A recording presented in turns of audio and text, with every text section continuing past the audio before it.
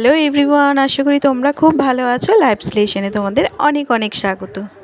আজ মঙ্গলবার সারাটা দিন কি করছি না করছি সবটাই তোমাদের সাথে শেয়ার করতে থাকবো, তো পুরো ভিডিওটা দেখতে থাকো।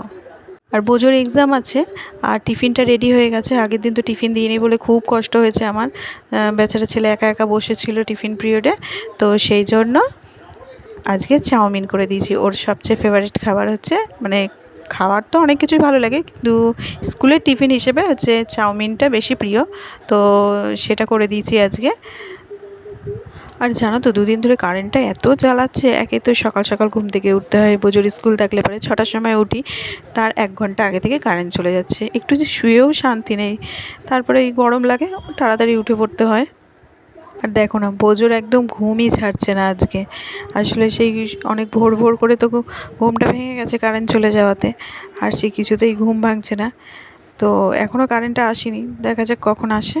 তো এই দেখো, বোঝোকে যখন খাওয়ানো কমপ্লিট করেছি তারপরে কারেন্ট এসছে। আর যার দরুন কী হয়েছে, জলগুলো আগে ভরতে পারিনি, তো বোঝো ওদিকে একটু রেস্ট নিচ্ছে খাওয়া দাওয়া করে, আমি ততক্ষণ জলগুলো ভরে নিই। আর বোঝোর আজকে কিন্তু ম্যাথস এক্সাম আছে। যাই হোক, ওর কিন্তু কোনো ব্যাপার না, ম্যাথসটা ওর কাছে খুব ইজি লাগে, কোনো ব্যাপার না। মানে আমার টেনশন হচ্ছে, কিন্তু ওর খুব একটা টেনশন নাই। এমনিও এই এক্সাম নিয়ে, ও তো ছোটো, ওর তো কোনো টেনশন হয় না। মানে যত টেনশন যেন আমার, কতটা কি মানে পরীক্ষা দিয়ে আসতে পারবে ওইটা নিয়ে চিন্তা হয়। স্কুলে যাওয়ার টাইম প্রায় হয়ে গেছে, তো রেডি করিয়ে দিয়েছি। এবার ওর বাবাও গাড়িটা নিয়ে বাইরে দাঁড়িয়ে রয়েছে, ও বেরিয়ে যাক, তারপরে আমি প্রতিদিনের মতন ও স্কুল থেকে, মানে স্কুল থেকে না, স্কুলে বেরিয়ে যাওয়ার পর আমি যে ঘরের কাজগুলো করে ফেলি সেগুলো এবার শুরু করে দিয়েছি। আজকে আরও কিছু জামা কাপড় রয়েছে, বেশিরভাগটাই সব রোদে দেওয়া হয়ে গেছে। আর আজকের দিনটা দিলে পরে মানে কমপ্লিট হয়ে যাবে রোদে দেওয়া। তো বোঝোর জামা কাপড়গুলোই আছে, আসলে আলমারিতে তো বোঝোর জামা কাপড়গুলো থাকে না, ওরটা থাকে অন্য একটা ক্যাবিনেটের মধ্যে। তো ওইগুলো আজকে রোদে দেবো, তাহলে পরে আমার রোদে দেওয়া ভাদ্র মাসে যে জামা কাপড় রোদে দেওয়াটা কমপ্লিট হবে। যাক, একটা কাজ কমপ্লিট হলো।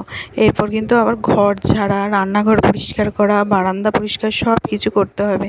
সেগুলো আর এখন পুজোর এক্সাম চলাকালীন করছি না, ওগুলো এক্সাম শেষ হবে তারপরে ধীরে সুস্থে একদম পুজোর ঠিক 1 সপ্তাহ কি 10 দিন আগে ওই সময় করব।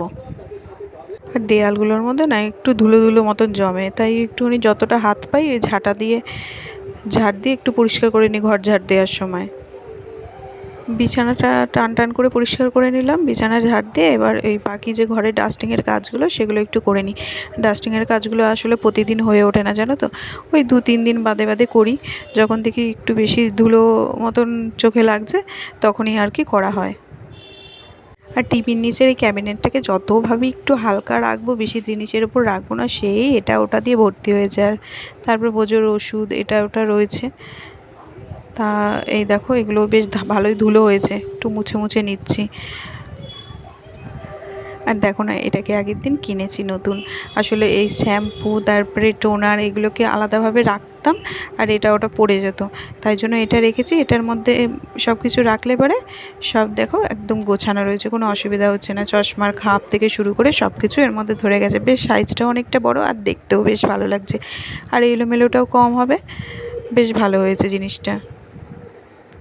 আর পুজোর আগে আগেই শোকেসের ভেতরের সব জিনিসগুলো বের করেও সব পরিষ্কার করতে হবে। আসলে কাঁচ লাগানো রয়েছে, কিন্তু কাঁচগুলোর চারপাশ থেকে না হালকা করে ফাঁকা রয়েছে, আর ওগুলো দিয়ে ধুলো ঢোকে। আর ওই যে বলি, আমাদের ঘরে প্রচণ্ড ধুলো হয়, দোকানের ধুলো, রাস্তার ধুলো সব মিলিয়ে মিশিয়ে একদম মানে খুব ধুলো হয়। সকালবেলা আটাটা মেখে রেখে দিয়েছি, কারেন্ট ছিল না বলে জলগুলো তো ভরতে পারিনি, তো হাতে অনেকটা সময় ছিল, তো ভাবলাম ঠিক আছে আটাটা মেখে রেখে দিই। তো এই কাজগুলো করে জামা কাপড়টা কেচে নিয়ে তারপরে তরকারি করব। আর কুমড়ো রয়েছে, কয়েকদিন ধরে বাড়িতে দেখছি বেশ অনেকটা কুমড়ো রয়েছে, নয় কুমড়োটা না পচে নষ্ট হয়ে যাবে।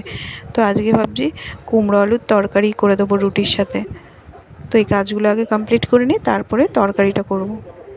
আর দেখো না, রোদে দেবো তো ভাবছি জামা কাপড়গুলো, কিন্তু এক এক সময় এমন মেঘলা করে উঠছে, কখনো কখনো বেশ রোদ উঠছে, আবার মেঘলা করে উঠছে, অনেকক্ষণ ধরে মেঘলা হয়ে থাকছে।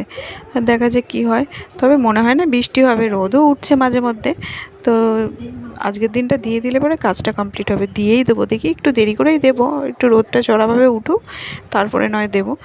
আর অল্প রয়েছে তো, তাড়াতাড়ি হয়েও যাবে। আর শুধু যে রোদে দেওয়া কাজ তা তো নয়, ওই জিনিসগুলোকে আবার ঠান্ডা করো, তারপরে সেগুলোকে আবার ভাঁজ করো, ভাঁজ করে জায়গা মতন আবার ঢুকিয়ে রাখতে হয়, অনেক কাজ থাকে। আর প্রতি বছর বোঝোর যে আগের বছরের জামা কাপড়গুলো থাকে সেগুলো তো সব ছোটো হয়ে যায়, সেগুলো সব বের করে রাখি, বের করে ওগুলোকে আর মানে ভেতরে ঢুকিয়ে রাখি না, ক্যাবিনেটের ভেতরে বেশ অনেকটা জায়গা হয়, ভালো হয়, ফাঁকা ফাঁকাও হয়ে যাবে। নয়তো প্রতি বছর এত জামা কাপড় কেনা হয় আর পাওয়াও হয় তার সাথে, দিয়ে পুরো ক্যাবিনেটে ওর যেখানে জামা কাপড়গুলো রাখি সেগুলো পুরো ভর্তি হয়ে যাবে।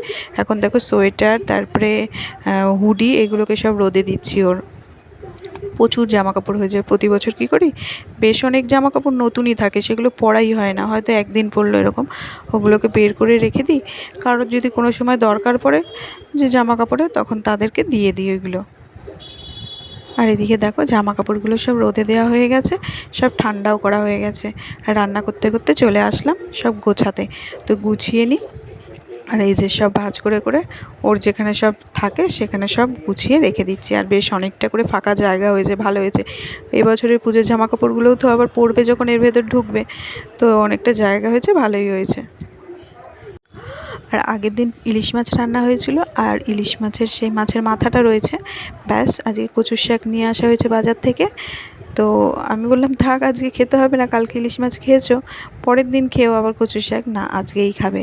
এত মানে ইলিশ মাছের মাথা দিয়ে কচুর শাক বা ওলডাটা খেতে এত ভালোবাসে মনোজ, মানে ভীষণ, মানে একদিনও বাদ দিতে পারবে না। ওই মানে কালকে ইলিশ মাছ খেয়েছে, আজকে মাথাটা রয়েছে, ওটাকে আর ফেলে রাখা যাবে না, ওটাকে আজকেই খেতে হবে, এরকম একটা ব্যাপার স্যাপার। মানে কচুর শাক খেতে, ওলডাটা খেতে, এইসব জিনিসগুলো খেতেও খুব ভালোবাসে।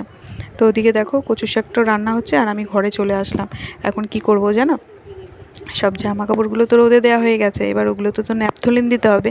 তো আমি না ডাইরেক্ট ন্যাপথলিন দিই না, এরকম কাগজ মানে টুকরো টুকরো করে নিই, কাগজের মধ্যে এরকম পেঁচিয়ে পেঁচিয়ে তারপরে দিই। এটা আমার শাশুড়ি মা বলেছেন যে ডাইরেক্ট দিলে পরে দাগ হয়ে যায়, এইভাবে কাগজের টুকরোর মধ্যে এরকম মানে পেঁচিয়ে তারপরে দিতে কাপড়ের মধ্যে। আর সংসার করতে গিয়ে দেখেছো তো কত কী শেখা যায়, শেখার কোনো শেষই নেই। মানে যত দিন যাবে তত যেন নতুন নতুন সব কিছু শেখা হয়। আসলে ওই জন্যই বলে যে বুদ্ধি আর পরিশ্রম যদি থাকে না, একটা গোছানো সংসার গড়ে তুলতে কিন্তু খুব একটা কঠিন নয়, খুব সহজেই তা করে নেওয়া যায়।